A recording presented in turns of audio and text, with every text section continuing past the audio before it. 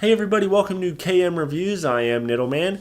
Today I'm bringing you a spoiler-free review for the movie Ghost in the Shell, the 2017 version starring Scarlett Johansson, which is a live-action remake of the old 90s movie, the cartoon show, all that stuff, and it's brought up to date. I'm going to give you my rating right off the bat, and if you want to know why I gave it that rating, you can go ahead and stick around and find out. But I'm going to go ahead and give Ghost in the Shell a one-night stand. I had fun for what it was, but I don't plan on revisiting it anytime soon.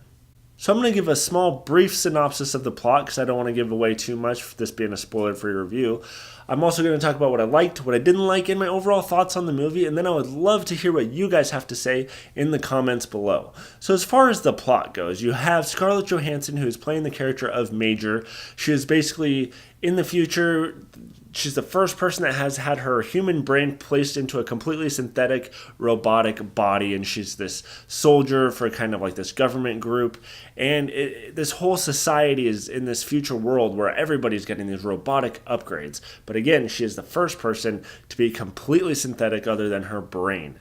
And they kind of have this generic plot of her going after a bad guy. Very simple. But really the overall context of the story is about what makes somebody human and at what point are you not human anymore, which was very interesting, and the cartoon goes into that as well. But this review is not going to be me rating it, comparing it to the cartoon, because I saw it so long ago, I really don't remember it that much. Sorry, I'm just basing this off of purely the movie itself. So, what did I like about this movie? Number one, I liked the visual style, the cinematography, the special effects, the animation, everything in it just looked so beautiful. I mean, every frame, you could take almost any frame from this movie and it looked like a work of art. You know, it was just neon. I love that neon kind of Blade Runner look where everything is close and almost retro-futuristic, where everything's futuristic, but it kind of looks old. You know, like these people have these upgrades on themselves, but they all kind of look like rusty almost, you know. It's just kind of like it's futuristic, but it's old futuristic, if that makes any sense. I like that look. I like that style. They have like these holographic ads, you know, throughout the streets trying to sell products and like random like fish swimming, these holograms. I really liked that visual style.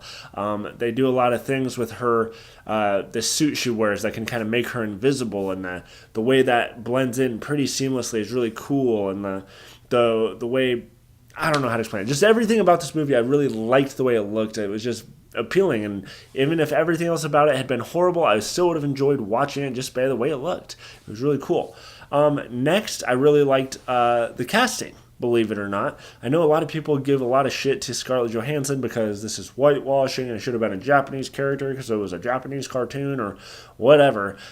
I thought she did fine. I thought she did. You know, she's playing this role of this robot. She's a great actress. She's beautiful. And honestly, when you compare what she looks like compared to what the original cartoon looks like, they're pretty fucking close. And honestly, it should be about performance, not about ethnicity. So being mad that she's a white girl playing this is just as upsetting as her being a white girl playing this character. I mean, it's so hypocritical depending on how the way you look at it. Do you want a good actress playing it? Do you want her to be denied just because she's white? Isn't that just kind of hypocritical, the saying only a Japanese character can play this? I can see both sides to it. Ultimately, though, I didn't mind her casting. I thought she did great.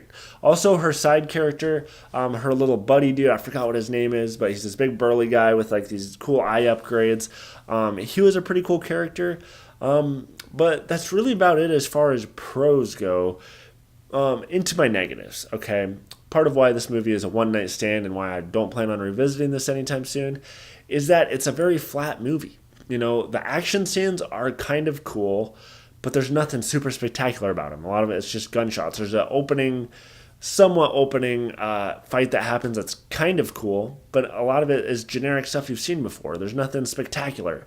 The one scene in this movie that I thought was really cool fight scene is when she kind of turns invisible and she's fighting a guy, but that lasts for like a minute, you know, and yeah, so the action was really kind of lackluster to me. There's also a big slow period in the middle of the movie where I found myself almost dozing off. Even when stuff was happening, even gunfights and stuff, I was still kind of like, oh. And I saw it in the middle of the day, so I should have been wide awake, so that's not really a good thing.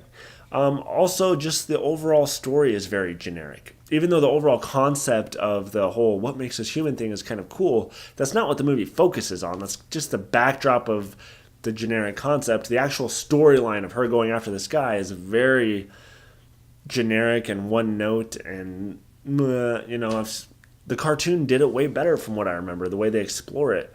Even though it seems like this movie, for the most part, follows it step by step. I don't know what it's missing exactly.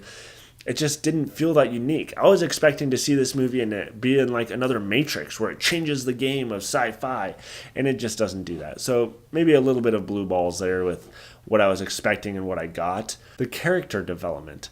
There's nobody in this movie you care about whatsoever because there's no history to him. Like her side character, the big burly dude, I don't even remember what his name was. You don't know much about him or his relationship with Major. He's kind of a cool guy, but you don't know anything about him. You don't know why he's working for this organization.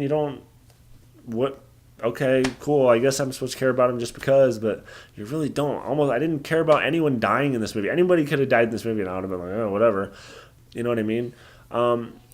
Yeah, they just could have done a lot better with the backstories. They kind of try to go into Major's backstory, but even the way they do that's kind of lame, in my opinion.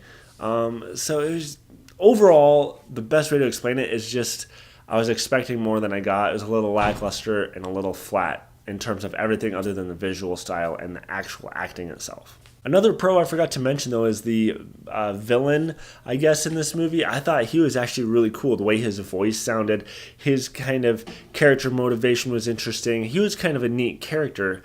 But again, I just don't think they developed him enough. They should have really focused on him and Major's sidekick guy. If they would have really focused on just those characters and made the story a little more interesting, it would have been a lot better movie. Although I understand they can't really change it too much from what the original movie was.